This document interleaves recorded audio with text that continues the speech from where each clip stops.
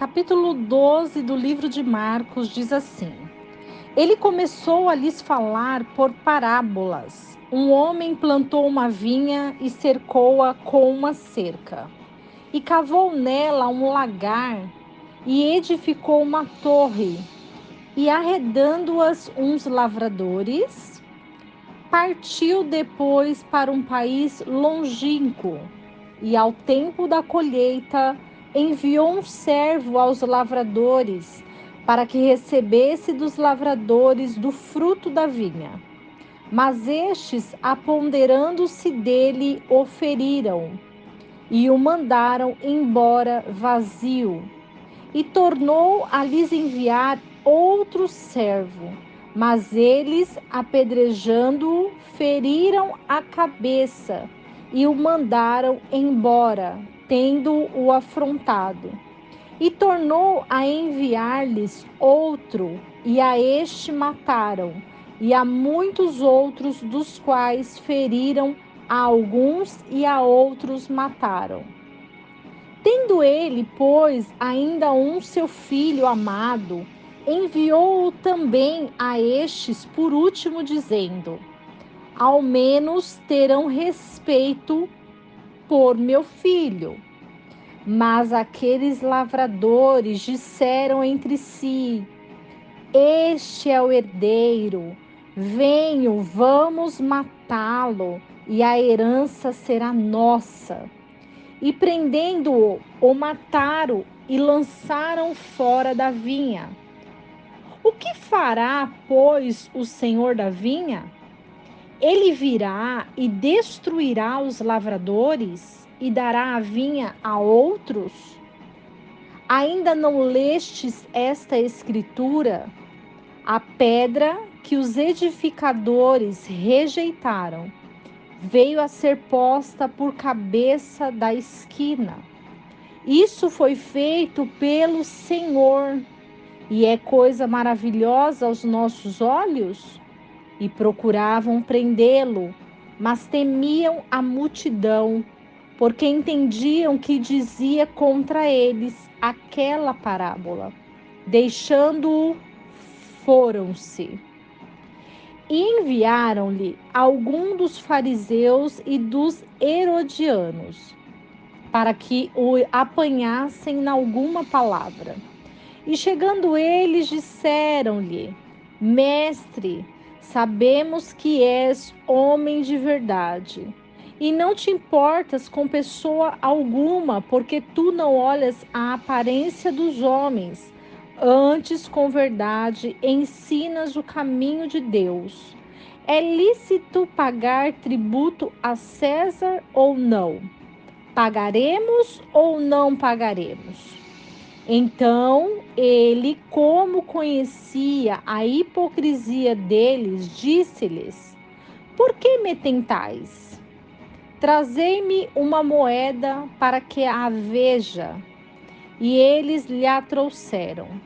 E disse-lhes: De quem é esta imagem e esta inscrição?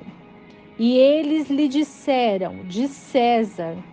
E respondendo Jesus, lhes disse: Restitui, pois, a César o que é de César, e a Deus o que é de Deus. E maravilharam-se dele.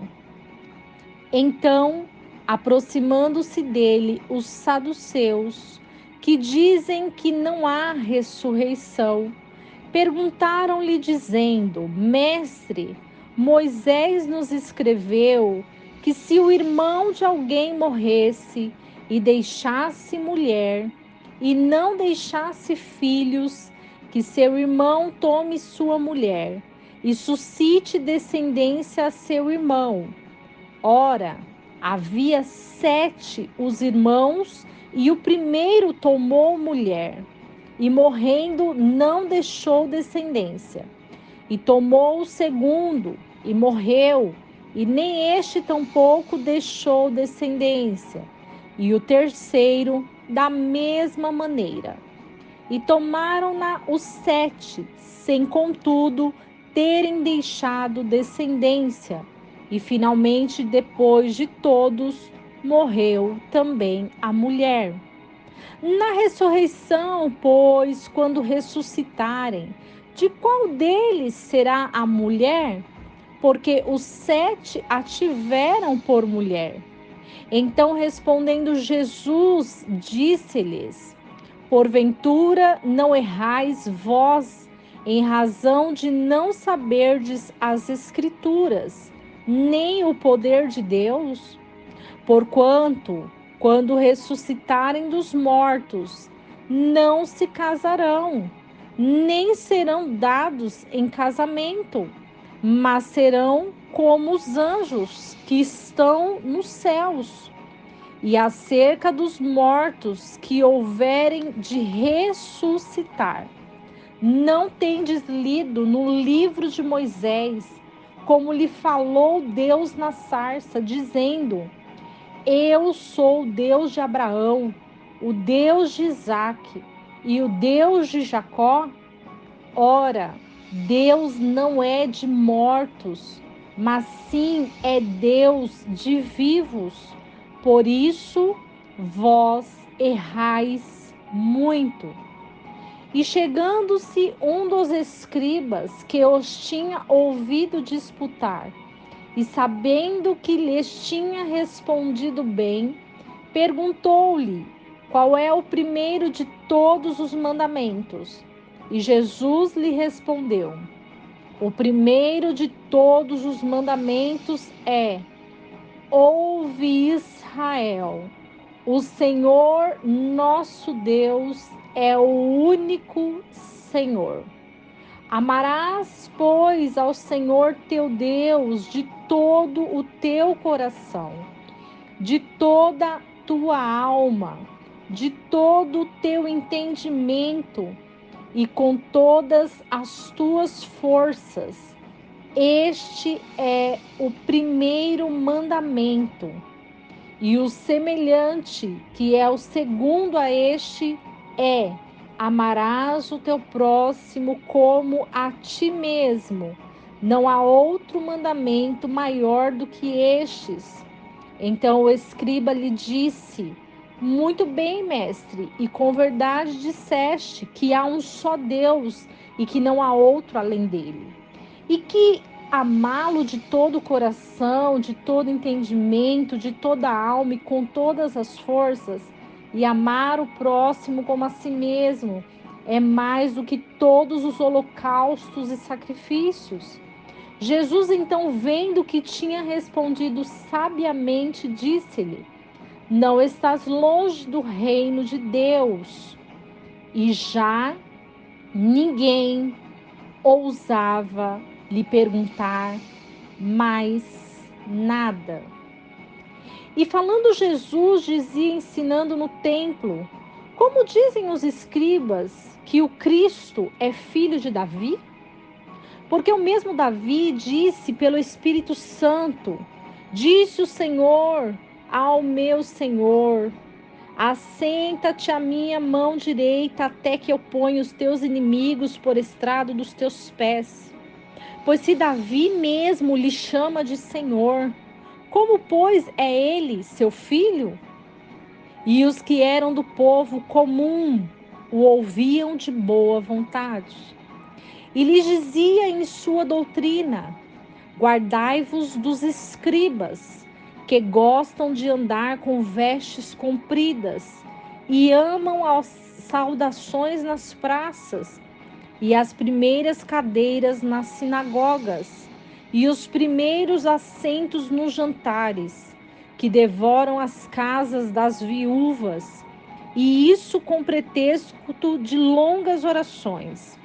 Estes receberão mais grave condenação. E estando Jesus assentado diante da arca da oferenda, observava como o povo lançava o dinheiro na arca, e muitos ricos depositavam muito. Vindo, porém, uma viúva pobre, depositou 2 pequenas moedas que valiam 1 quadrante. Então, chamando os seus discípulos, disse-lhes: em verdade vos digo que esta pobre viúva depositou mais que todos os que depositaram na arca do tesouro, porque todos depositaram ali do que lhes sobrava. Porém, esta da sua pobreza depositou tudo o que tinha, todo o seu sustento. O capítulo 12 de Marcos, ele relata sobre a grandeza do Filho de Deus. Alguns escribas, fariseus, não queriam aceitar Jesus por causa dos seus ensinamentos. Jesus, ele falava por parábolas, e isso assustava eles, porque Jesus, falando com autoridade, ele fala sobre um homem que coloca entre os seus lavradores tipos de pessoas para fazer com que os frutos da vinha pudessem ser colhidos. Porém, quando ele manda alguém para colher no tempo apropriado, os lavradores que estavam ali, eles ferem o primeiro. E quando ele manda outro servo, eles apedrejam o segundo. E quando ele manda outro, matam até o seu próprio filho. O que essa parábola tem a nos ensinar é que Deus, ele faz isso conosco. Muitas vezes nós somos enviados à cova de leões. Muitas vezes nós somos levados a matadouro, no meio de lobos. E muitas vezes eles nos ferem, eles nos afrontam, eles nos matam. E o Filho de Deus, que foi enviado, foi também morto. E isso Jesus falava em parábolas, e eles entendiam que estavam falando contra eles. E diante de tantas cenas de parábolas que Jesus explicava, eles quiseram fazer uma tentação contra Jesus. E Jesus diz: por que me tentas? Porque eles queriam saber se eles tinham que pagar tributos a César. E quando Jesus mostra a imagem de César, ele diz que aquilo não pertencia a Deus, mas pertencia a César. E tudo que era de César era para ser restituído. E tudo que era de Deus era para ser restituído. Muitos deles se maravilhavam com as respostas de Jesus, com o posicionamento de Jesus, com a verdade que é Jesus.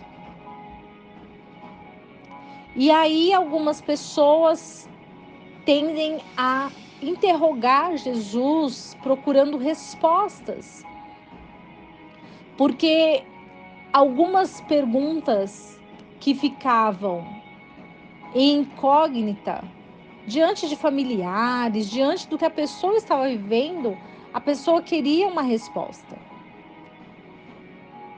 E quando perguntam para Jesus se uma mulher casando com uma descendência de irmãos e ela viesse a morrer juntamente com eles, quem que seria o marido quando tivesse a ressurreição dos mortos? E Jesus explica que na ressurreição não há casamento. E não será dado um casamento, mas serão como anjos. E quando Jesus começa a explicar sobre a ressurreição dos mortos, Jesus fala que Deus, ele não é Deus de mortos, mas de vivos. E muitos interrogavam a Jesus. Muitos questionavam a Jesus. Porém, o que Jesus estava dizendo aqui, que Deus é Deus de Abraão, Deus de Isaac, Deus de Jacó, o que se refere? Que eles ainda estão vivos. Porque para Deus é diferente a visão do que para os humanos. Estar vivo para Deus é fazer com plenitude a obra divina. Assim como Abraão, Isaac e Jacó, os nossos pais na fé, que venceram, que lutaram, que têm uma história. Deus, ele tem uma história para mim e para você. E a diferença dos vivos e dos mortos são aqueles que são chamados, são aqueles que são escolhidos, são aqueles que têm sede da palavra, são aqueles que querem buscar a presença e entender a verdade e a realeza do nosso Deus. E os escribas, não entendendo a visão espiritual, eles falam sobre o primeiro mandamento e perguntam para ele qual é o primeiro de todos os mandamentos. E Jesus, com a sua sabedoria, responde a eles: ouve, Israel, o Senhor nosso Deus é o único Senhor, não há outro Senhor. Porque muitos querem colocar Davi como Senhor, mas Davi mesmo diz que Jesus é Senhor. E como Davi é Senhor acima de Jesus, porque somente Jesus é o Senhor.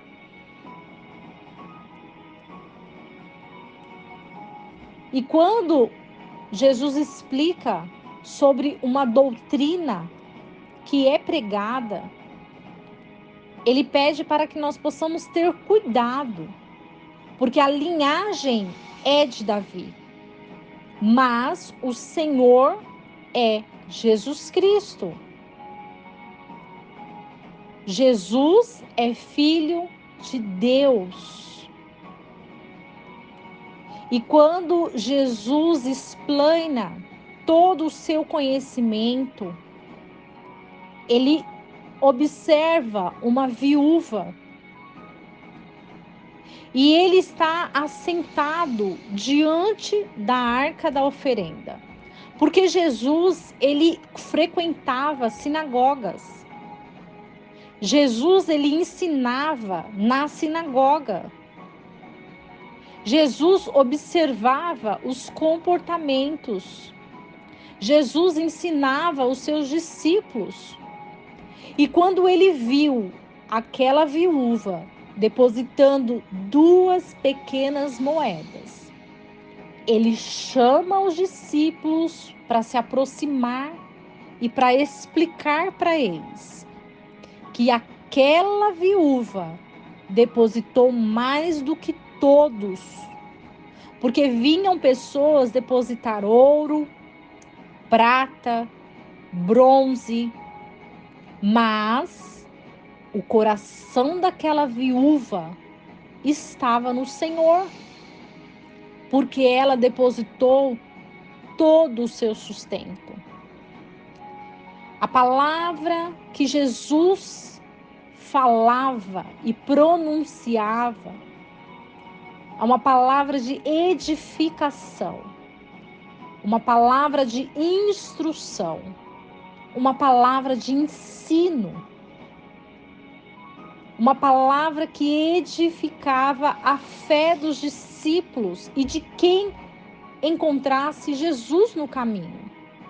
Porém, os escribas, sacerdotes, fariseus, estudados na palavra, não queriam aceitar Jesus, muitos deles, não todos, porque nós temos que entender que Jesus, ele foi para os judeus, que é o seu povo, o povo escolhido de Deus. Muitos aceitaram Jesus, mas muitos não aceitaram. Porque muitas pessoas falam que todos os judeus não aceitam Jesus. Isso está errado. Jesus, ele foi aceito por muitos, inclusive os seus discípulos, que eram judeus. Então, Jesus, ele veio para os judeus e muitos aceitaram ele, mas muitos também não aceitaram. E esse ensinamento nos deixa claro que Jesus, ele é o Senhor, ele é a verdade. É a palavra de Deus manifesta na terra. Que essa palavra edifique o seu coração. Que a sua fé seja aumentada, elevada para glorificar o nome do Todo-Poderoso. E que esse ensino da palavra venha trazer para você uma semente que frutificará no seu tempo e dará bons frutos. Que o seu coração permaneça buscando a face do nosso Criador. E que não esqueçamos desse versículo que diz: conhecereis a verdade, e a verdade vos libertará.